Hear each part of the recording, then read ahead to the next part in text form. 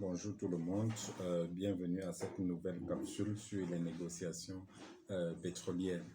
Aujourd'hui, nous allons parler de la confiance. Ok, la confiance, comme je vous ai dit, c'est une arène. Le domaine des hydrocarbures est une arène. On ne fait confiance à personne lorsque vous sortez pour négocier les contrats pétroliers. On ne fait confiance à personne, ok? Ni aux vendeurs, ni à l'acheteur, ni aux agents, ni aux facilitateurs et négociateurs comme vous, ok? Donc, faites très attention. Pour ceux qui ont suivi la formation depuis le début, je suis ingénieur pétrochimiste, petroleum and petrochemical engineer. Je suis également négociateur pétrolier et membre de l'association nigériane des négociateurs pétroliers. Ok, donc on a mis cette formation sur pied, question de vous aider, de vous former, encadrer, apporter tout le nécessaire pour que vous soyez également à la hauteur et que vous fassiez du bon travail également. Donc aujourd'hui, on parle de la confiance. Ne faites confiance à personne. C'est d'abord cela. Ne faites confiance à personne. Rassurez-vous toujours que vous signez le NCNDA, Non-Circumvention, Non-Disclosure Agreement.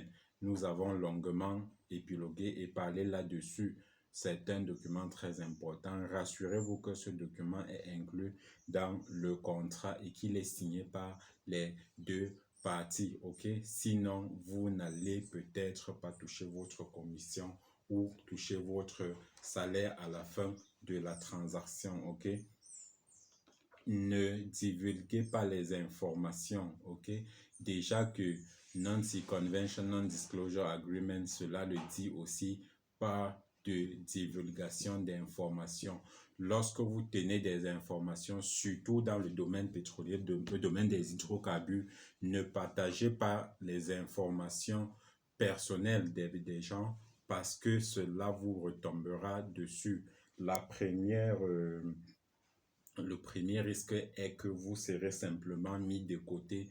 Les gens travaillant n'auront plus besoin de vous et vont travailler entre eux. Alors gardez les informations confidentielles, les informations également sur les transactions, gardez-les confidentielles, gardez-les pour vous. Évitez de les partager avec qui que ce soit, même pas avec votre épouse ou votre époux.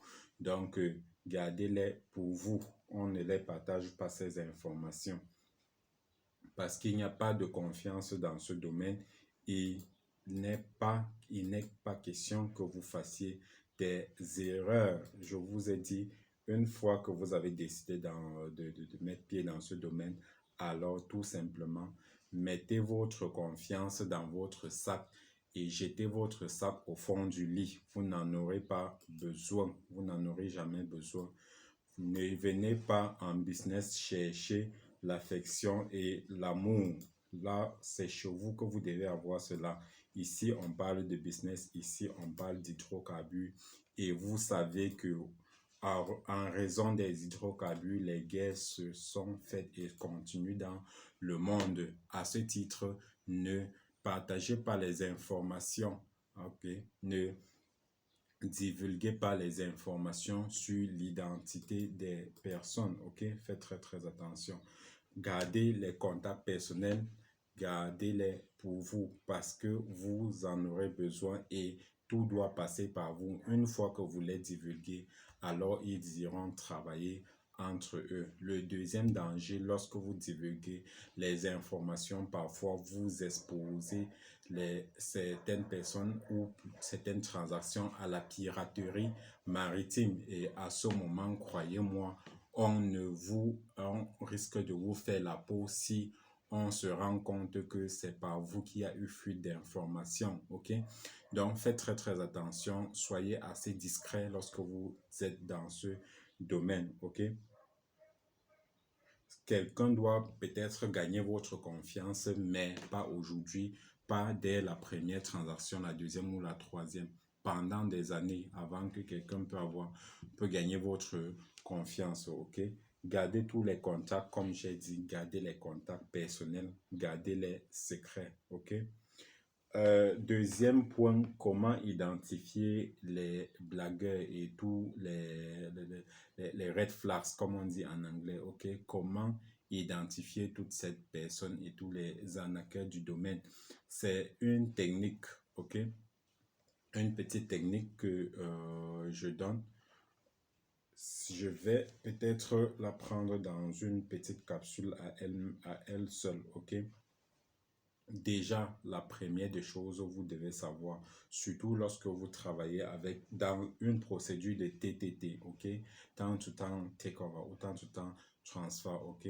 Généralement, ils vont vous demander, si vous travaillez avec les facilitateurs du Nigeria, ou peut-être, en fait, généralement, ils vont vous demander de leur envoyer une somme d'argent dont ils vont pouvoir gérer, ou si je peux utiliser l'expression, ok, gérer la sécurité, le transport et tout cela avec, je vous dis, généralement 99,99% des cas, c'est de l'arnaque. Alors évitez cela.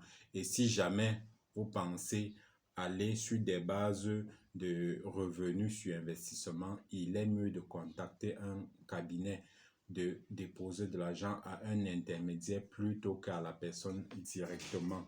Là, vous êtes sûr que vous n'êtes pas en train de vous faire avoir comme un enfant, ok? Toute personne qui vous demande de l'argent directement, sachez que c'est de l'arnaque. Consultez un cabinet, déposez de l'argent chez un cabinet. Il est mieux de dépenser plus que de tout perdre, ok? Déposer cet argent chez un cabinet et charger le cabinet de faire ce travail, ok? Et toujours demander au vendeur de vous transmettre le proof of product et que vous allez devoir inspecter le produit, pour produire le Cure and Cure Report, ok? Vous demandez, ce n'est pas vous directement qui allez le faire, mais votre vendeur, votre acheteur, autant pour moi, va contacter quelqu'un qui va le faire, ok? Donc, demandez à ce qu'on vous donne cela.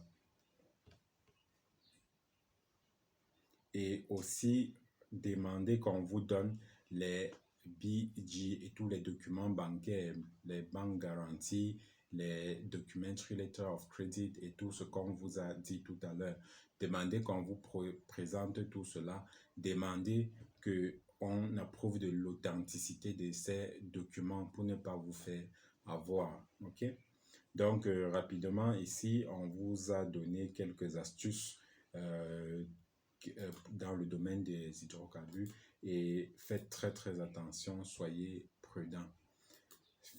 Sentez-vous libre de poser toutes vos questions en commentaire, ok?